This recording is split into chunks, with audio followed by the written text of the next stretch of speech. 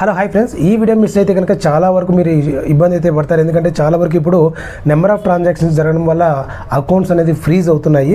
So పర్సనల్గా అయితే నా అకౌంట్ అయితే ఫ్రీజ్ అయింది. ఈ వీడియోలో అయితే నేను నా అకౌంట్ ఎందుకు ఫ్రీజ్ అయింది, నాకు బ్యాంక్ వాళ్ళు చెప్పినటువంటి విషయాలు ఏంటి, తర్వాత ఏం జరిగింది అనేది ఈ వీడియోలో మనం క్లుప్తంగా అయితే తెలుసుకుందాం. వీడియో ఎక్కడ స్కిప్ చేయకుండా ఎండ్ వరకు చూస్తారంటే ఖచ్చితంగా మీకంటూ ఒక క్లారిటీ వస్తుంది. దానికంటే ముందు మీరు మన ఛానల్కి ఫస్ట్ టైం ఇచ్చేసినట్లయితే please subscribe and support my channel.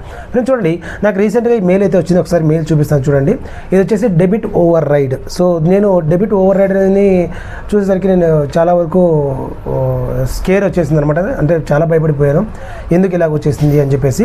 తర్వాత వచ్చేసి నియర్ బై బ్రాంచ్కి వెళ్ళాను. నియర్ బై బ్రాంచ్కి వెళ్తే కనుక వాళ్ళు ఈడీడీ బ్లాక్ అన్నారు, అంటే ఎన్హాన్స్డ్ డ్యూ డిలిజెన్స్ అని చెప్పేసి. సో ఈ మధ్యకాలంలో ఏమవుతుందంటే చాలామంది ఎక్కువగా ఎక్కడో విన్నాం కదండి, ఫోన్పే ఎక్కువ ట్రాన్సాక్షన్ చేయడం ద్వారా 10 lakhs 15 lakhs ట్యాక్స్ పడ్డాయి. ఇలాగ చాలా వరకు మనము హిస్టరీ అయితే వినున్నాము. బట్ ఇక్కడ ఏంటంటే మీరు బాడీ ఆఫ్ ది మెసేజ్ ఒకసారి చూసారంటే బ్యాంక్ వాళ్ళు ఇచ్చిన నోటిఫికేషన్ ఏంటంటే ఈమెయిల్ ఇంటిమేషన్ అనమాట.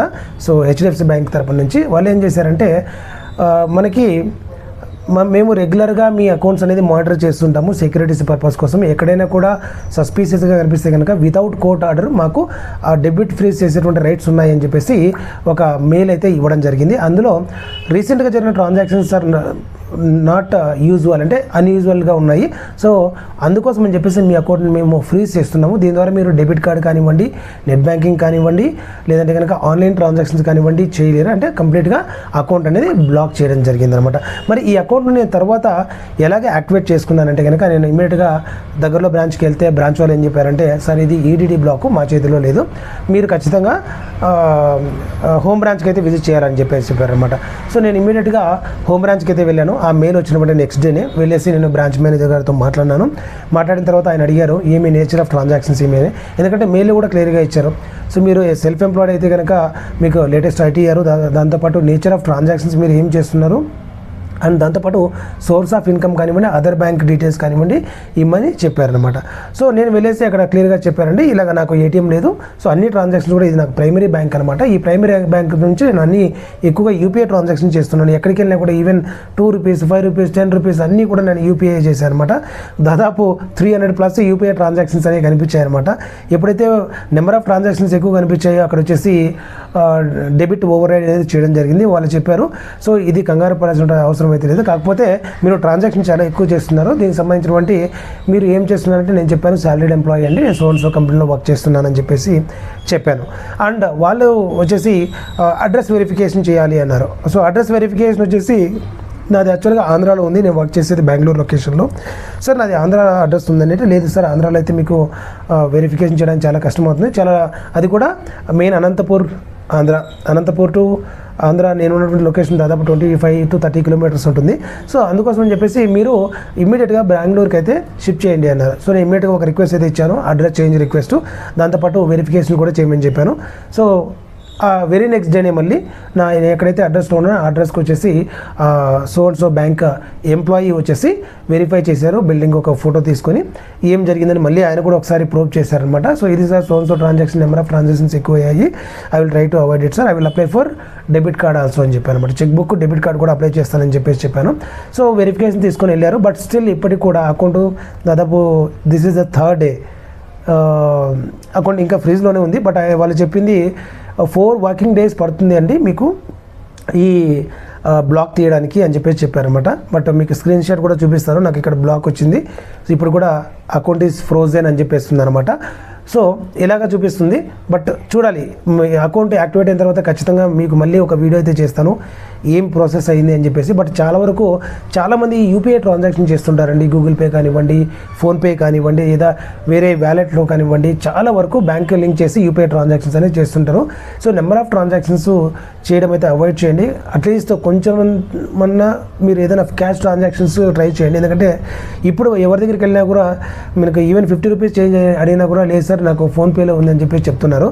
సో కంప్లీట్గా డిజిటల్ పైన డిపెండ్ అవ్వడం అనేది కొంచెం వరకు రిస్క్ అనే చెప్పాలి. ఎందుకంటే ఒక్కొక్కసారి ఏదైనా ఒక పర్టికులర్ బ్యాంక్ సర్వర్ డౌన్ అయిందనుకోండి, మీరు పర్చేస్ చేసిన ఐటమ్స్ కానివ్వండి, మీరు ఎవరికైనా పంపించాల్సిన డబ్బుల్లో కానివ్వండి చాలా ఇబ్బంది పడాల్సి వస్తుంది అనమాట. సో నా సజెషన్ ఏంటంటే, నాకు వచ్చిన ఇష్యూ రేపొద్దున మీకు కూడా రావచ్చు, ఆల్రెడీ వచ్చిన వాళ్ళు కూడా ఉండొచ్చు, చాలా వరకు ఇష్యూస్ ఫేస్ చేస్తుంటారు. కొంతమందికి అయితే ఏం చేయాలో తెలియక అకౌంట్స్ అలాగే పెట్టేస్తారు. సో ప్లీజ్ జాగ్రత్తగా మానిటర్ చేసుకోండి.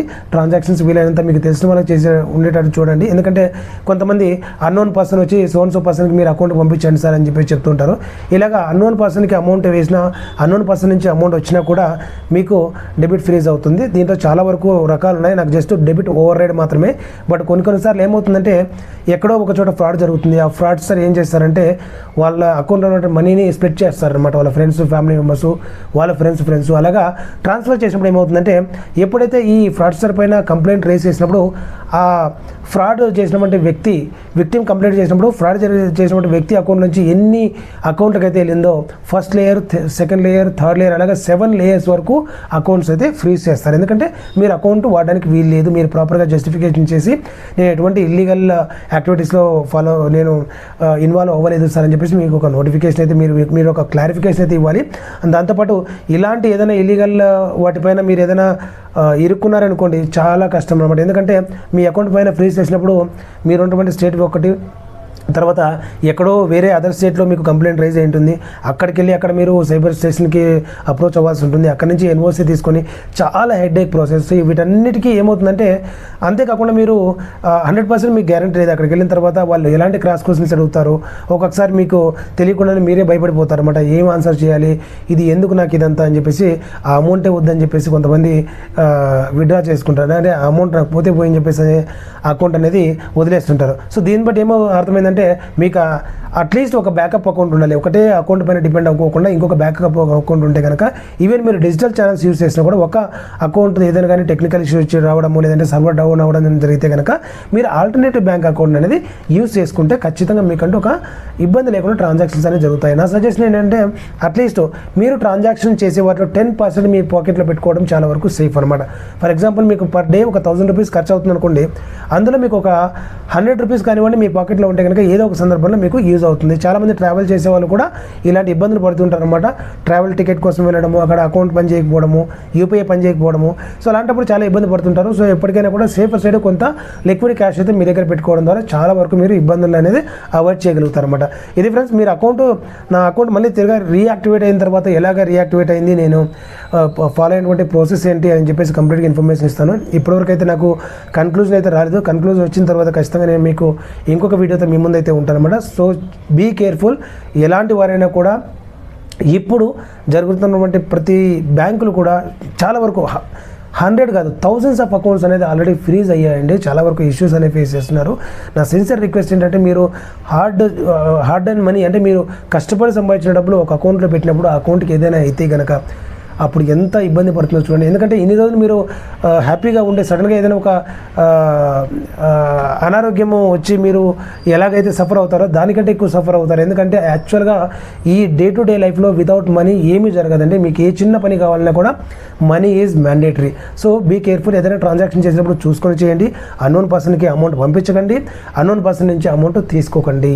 ఎప్పుడైతే అన్లెస్ ఎమర్జెన్సీ ఏమైనా ఉంటే కనుక చిన్న అమౌంట్ దట్ మీరు క్లారిఫికేషన్ విత్ ప్రూఫ్ పెట్టుకుంటే కనుక మీరు కొంచెం సేఫ్ గార్డ్లో ఉన్నట్టు. లేకపోతే కనుక చాలా వరకు ఈ యాక్టివిటీస్ ఏవైతే ఉన్నాయో వాటి యాక్టివిటీస్ సంబంధించి మీరు కూడా ఇన్వాల్వ్ అయ్యారని చెప్పేసి అరెస్ట్ చేసేటువంటి సందర్భాలు కూడా చాలా వరకు ఉన్నాయన్నమాట. సో ఇది ఫ్రెండ్స్ ఇవాళ నా చిన్న అప్డేట్. చాలా రోజుల తర్వాత వీడియో చేశాను కొన్ని వర్క్స్ వల్ల.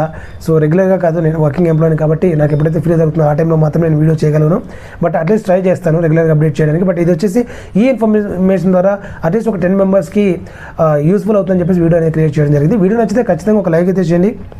వీలైతే మీ ఫ్రెండ్స్ అండ్ ఫ్యామిలీకి షేర్ చేయని ఎవరికైతే ఈ ఇన్ఫర్మేషన్ రిక్వైర్మెంట్ ఉంటుందో మరిన్ని అప్డేట్స్ కోసం మిస్ అవ్వకుండా ఛానల్కి సబ్స్క్రైబ్ అవ్వండి. See you in the next video. Till then take care, bye.